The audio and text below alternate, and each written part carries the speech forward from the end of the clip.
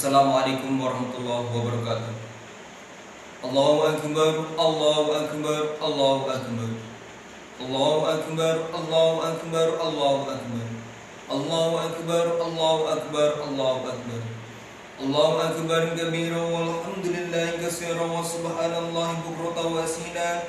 La ilaha illallah wahdahu sadaqa wa'dahu wa nasara 'abdahu wa 'azza jundahu wa hazzama al-ahzaba wahdahu. La ilaha illallah wallahu akbar, Allahu akbar walillahil hamd. Alhamdulillahilladzi khalaqa az-zamani wa faddala ba'dahu 'ala ba'd wa khassa ba'dahu syahuri wal ayami wal layani bimazayada wa faddaili yu'addam fi al-ajr wa as-sanat. Ashhadu an la ilaha illallah wahdahu la syarika lah wa ashhadu anna sayyidana Muhammadan 'abduhu wa rasuluh da'i biqawli wa fi'lihi illa rasada.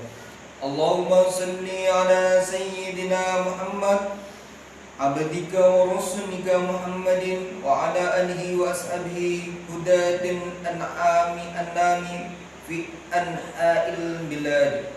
Amma ba'du. Faya ayuhan nas ittaqullah ta'ala bi fi'li ta'ati. Faqad qala Allah ta'ala fi kitabihil karim a'udzu billahi minas syaitonir rajim. Inna a'tainakal kautsar fasalli li rabbika wanhar inna syani'aka wal abtar. Shadaqallahul adzim. Hari raya kurban atau bisa kita sebut Idul Adha yang kita peringati setiap tahunnya tak bisa terlepas dari kisah Nabi Ibrahim sebagaimana terekam dalam surat As-Saff ayat 99 sampai 111. Meskipun praktik kurban sebenarnya sudah dilaksanakan putra Nabi Adam yakni Qabil dan Habil, diceritakan bahwa kurban yang diterima adalah kurban Habil bukan Qabil.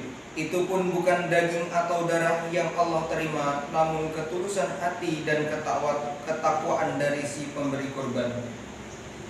La yanallahu luhumha wala dima'uha walakin yanaluhu taqwa minkum.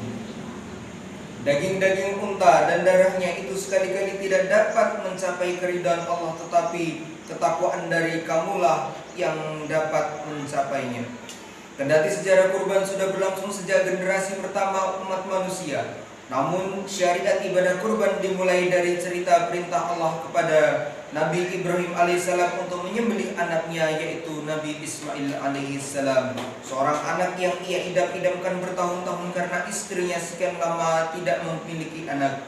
Dalam surat As-Saff dijelaskan bahwa semula Nabi Ibrahim berdoa, Rabbi habli minas sholihin, yang artinya ya Rabbku, anugerahkanlah kepadaku seorang anak yang termasuk orang yang saleh. Allah lalu memberikan kabar gembira dengan anugerah kelahiran seorang anak yang amat cerdas dan sabar. Hanya saja ketika anak itu menginjak masa dewasa, Nabi Ibrahim diuji dengan sebuah mimpi. Ia berkata, wahai anakku, dalam tidurku aku bermimpi berupa wahyu dari Allah Subhanahu wa taala yang meminta aku untuk menyembelihmu sebagai bagaimana pendapatmu? Anak yang saleh itu menjawab, wahai bapakku, laksanakanlah perintah Tuhanmu, insya Allah kamu akan menemukan aku termasuk orang-orang yang sabar. Tatkala sang bapak dan anak pasrah kepada ketentuan Allah, Ibrahim pun membawa anaknya ke suatu tempat, yaitu tumpukan pasir. Lalu Ibrahim membaringkan Ismail dengan posisi pelipis di atas tanah dan siap disembelih. Jamaah salat Idul Adha hakumullah. Atas kehendak Allah, drama penyembelihan anak manusia itu batal dilaksanakan. Allah berfirman dalam ayat berikut, Inna hadzal huwal balagal mubin wa fadainahu bidhibhi adhim wa tarakana 'alaihi fil akhirin. Salamun 'ala Ibrahim kadzalika najzil muhsinin innahu minal ibadinal mu'minin. yang artinya sesungguhnya ini benar-benar suatu ujian yang nyata, dan kami tebus anak itu dengan seekor sembelihan yang besar. Kami abadikan untuk Ibrahim itu pujian yang amat baik di kalangan orang-orang yang akan datang kemudian, yaitu kesejahteraan dilimpahkan atas Ibrahim. Demikianlah kami memberi balasan kepada orang-orang yang berbuat baik. Sesungguhnya ia termasuk hamba kami yang beriman. Ibadah kurban tahunan yang umat Islam laksanakan adalah bentuk iktibar atau pengembalian pelajaran dari kisah tersebut. Setidaknya ada 3 pesan yang bisa kita tarik dari kisah seorang Nabi Ibrahim dan Nabi Ismail serta ritual penyembelihan hewan kurban secara umum. Yang pertama, tentang totalitas kepatuhan kepada Allah Subhanahu wa taala. Nabi Ibrahim yang mendapat julukan Khalilullah, yaitu kekasih Allah, dapat ujian berat pada saat rasa bahagia meluap-luap dengan kehadiran sang buah hati di dalam rumah tangganya. Lewat perintah Allah menyembelih Ismail, Allah seolah-olah hendak mengingatkan kepada Nabi Ibrahim bahwa anak hanyalah titipan. Anak betapapun mahalnya kita menilai, tak boleh melangkan kita bahwa hanya Allah lah tujuan akhir dari rasa cinta dan ketaatan. Pelajaran yang kedua adalah tentang kemuliaan manusia. Dalam kisah itu di satu sisi kita diingatkan untuk jangan menganggap mahal sesuatu bila itu tidak mempertahankan nilai-nilai ketuhanan.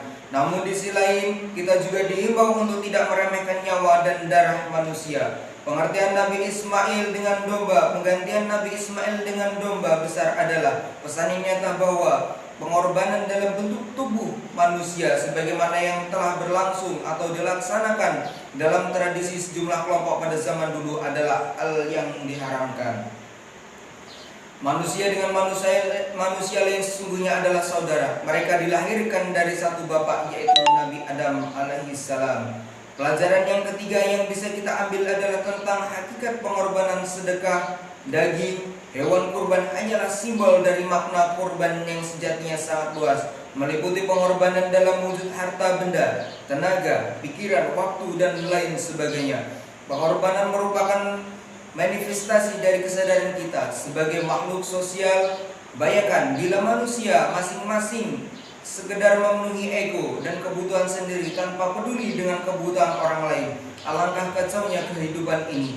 Dan orang mesti mengorbankan sedikit waktu, misalnya untuk mengantri dalam sebuah loket penjualan tiket, bersedia menghentikan sejenak kendaraan saat lampu merah lalu lintas menyala, dan lain sebagainya.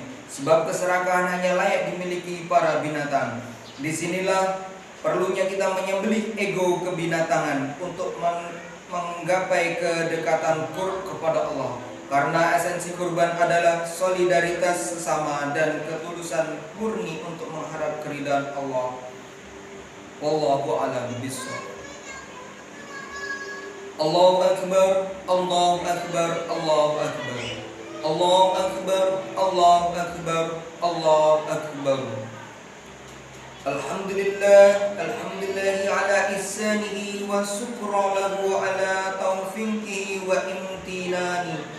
Wa asyhadu an la ilaha illallah wahdahu la syarika lahu wa asyhadu anna sayyidina Muhammadan abduhu wa rasuluhu da'i illa ridwanihi. Allahumma shalli ala sayyidina Muhammad wa ala alihi wa sahbihi wa sallam tasliman katsira.